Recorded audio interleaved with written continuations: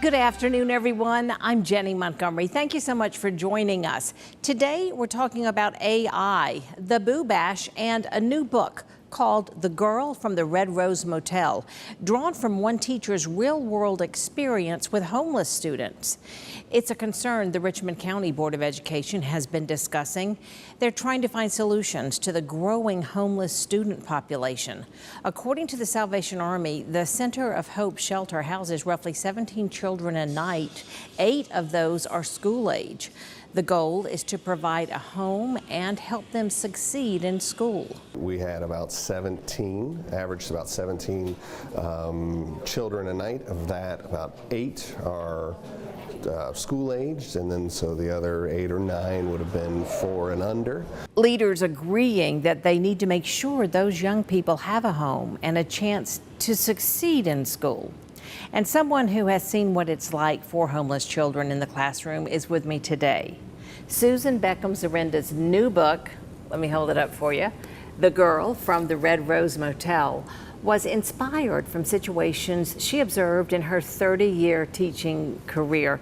Susan Zurenda, thank you for being here with me today. Jennie, thank you so much for having me on. Jennie. Well, and actually the key here is that she is on here with me because we did talk to Susan once before during the COVID year when we did a Zoom. I believe it was the COVID year, but we Zoomed. We did a Zoom interview because your first book was Bells for Eli. Correct. And so now The Girl from the Red Rose Motel.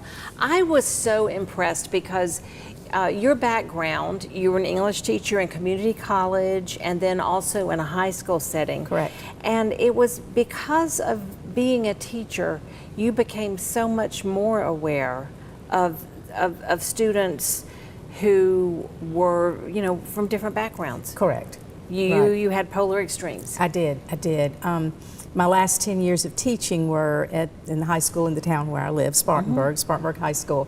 And I don't know really what the right word to use is, but I think of it as having had a kind of bipolar teaching life because I taught 4 classes of the brightest, probably most affluent, and where education was valued the most, AP classes, yes. 12th grade AP English. And then I had a 5th class called Reading Strategies, and those were the kids whose reading and writing levels were so far behind they could not pass the exit exam to graduate in South Carolina.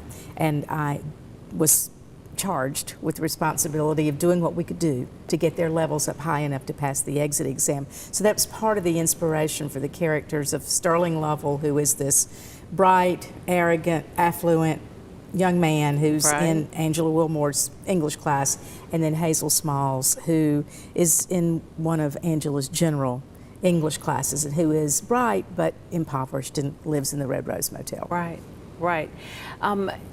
You know, so many things that we don't think about, the things that we take for granted, like transportation. Exactly. You know, it was a clue to the teacher because she came so early to school that she was on a different bus route. Right, and that is very true that often the young people who live in motels, they do have separate bus routes and nobody rides on those buses.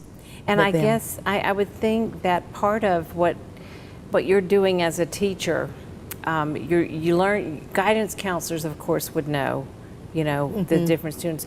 But I think part of what you're doing too is trying to make sure that the child doesn't feel like they stick out that much. That's right. That's right. And children are amazingly, young people are amazingly adept at hiding their poverty. And it's kind of through the back door sometimes that you find out. I don't know really how definitively how many young people I might have taught who were sheltered in motels, but the one I know of was a young man, very bright, very computer savvy. I am not, and he stayed after school one day to help me with the computer, and I just figured, I mean, he's this bright kid, and I figured he's got his car, he'll drive home. And when it was over, he said, "I'm going to need a ride home." Well, you're not supposed to take kids home in your personal vehicle, but I did. Yeah.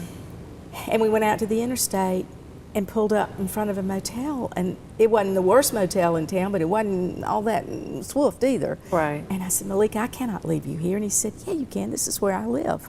And that was the first, you know, my first understanding that this situation exists. And of course, I did learn a lot more from a now retired guidance counselor who started a nonprofit in my hometown to assist people living in motels. Was that the crock pot? No, that's another. Okay. A friend of mine has a crock pot mission, and that's in the novel. She does provide crock pots to families because they don't have a kitchen to try to help them have a healthy meal. But the other organization is a nonprofit that's been in place for years now. In Spartanburg, it's called CAST, Care, Accept, Share, Teach, and it tries to help families raise deposits to get out or buy shoes for the kids or send them to summer camp, that kind of thing. Well, it's a very, you know, it's a fun book to read. It's a great little storyline in the plot that's coming along.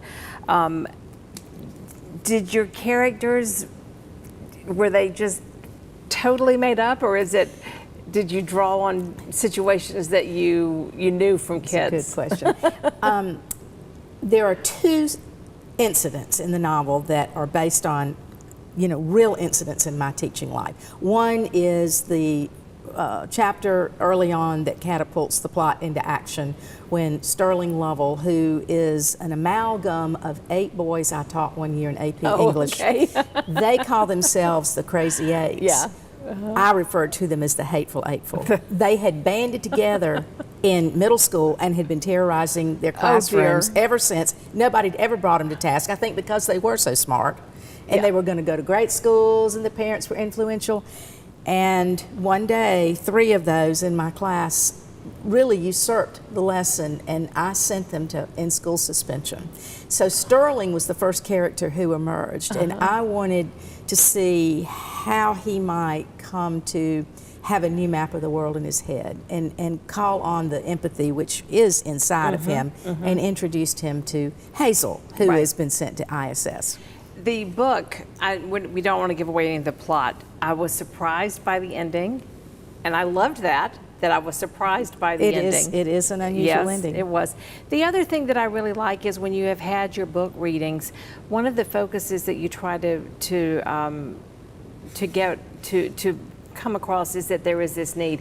Hundreds of thousands of children in our country are living in motels. They are. You know, we tend to think that people who live in rundown motels are maybe drug addicts or prostitutes or, you know, but that's not the whole picture at all. There are a lot of families that live in rundown motels, and there are all kind of general reasons: poor credit, eviction. Landlords don't want to rent to people who have been evicted. Affordable housing is a tremendous thing. Job loss. It goes on and on. And just one quick statistic. This is just pulling one night in January of 2022. There were, I think, 348,500 something children, young people under the age of 18 living in rundown motels, and that's just a lot of young people. I really love how your book brings attention to this, and it will help you feel an empathy that you might have not had before, and it may make you question things that you see about young people walking on the streets. I hope so. And it will be very eye-opening for you. You can buy the book here in Augusta at the Book Tavern down on Broad Street, or you can buy it at Barnes & Noble or any of your online booksellers that you like. Susan Zurenda, thank you so much for being here with us, and good luck with The Girl from the Red Rose Motel. When we come back, a discussion about artificial intelligence and its implications in the classroom. Don't go away.